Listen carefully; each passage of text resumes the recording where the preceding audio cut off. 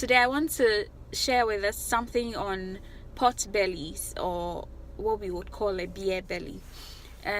We tend to attribute or associate pot bellies with alcohol, but there are several other factors that could lead to the development of a pot belly, and I want us to look at some of these factors and how to deal with them. The first thing is that it's not just alcohol that causes pot belly or weight gain, but an excess of calories is going to translate into developing a pot belly or weight gain in general.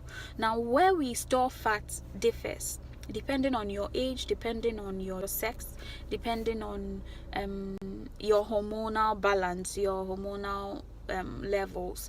That would determine how your body is going to store fat. So men generally tend to store a lot of fat in the abdomen. That is how their bodies were created. For women tend to have a lot of what we call subcutaneous fat, so fat underneath the skin. So a woman would typically store fat around the arms, around the thighs, around the hips, and a little bit around the abdomen. But men usually predominantly would store fat around the abdomen, and that's what we call the apple shape of fat distribution. Women have the pear shape or the gynoid shape of fat distribution. So that means that men are more at risk of developing a pot belly than women are. That said, main way the body stores excess energy is fat. So once there's an excess of energy over what the body needs, then there's a tendency that the body is going to convert that energy into fat in order to store it. Now, why does beer get blamed for the pot belly? Calories from alcohol, for some reason, tend to be associated with fat deposition around the abdomen. So for people who sit and have drinks, or a lot of alcoholic drinks, or a lot of beer at a sitting, there's a tendency that fat is going to be stored around the abdomen. Now, mind you, a regular beer has about 150 calories. So if your caloric requirement as a man, even if you are active, is about 2,000 calories, and you take about 6 bottles of beer at a sitting, you're getting 900 calories already. That's almost half of your daily requirement.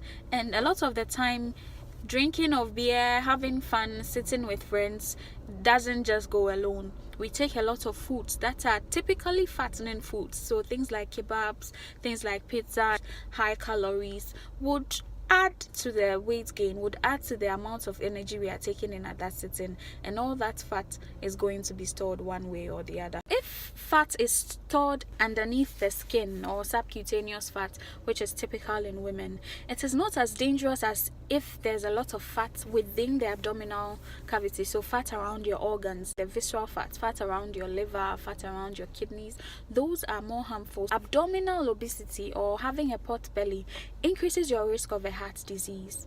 So it's very important that we work on the abdomen, not just because it's not pleasant to the eye, but because it increases your risk of a lot of non-communicable diseases. So to deal with pot bellies, the main thing is to avoid binge drinking. A regular beer of about 350 ml is a serving. So for men, you could safely do 2 at a sitting if you want to. For women, our requirements are much less, so just 1 drink at a sitting for the women. And after cutting down the alcohol, it's also important that we watch what we are eating, what we are taking along with the alcohol. Make sure we are not doing a lot of the fatty kebabs when we go out.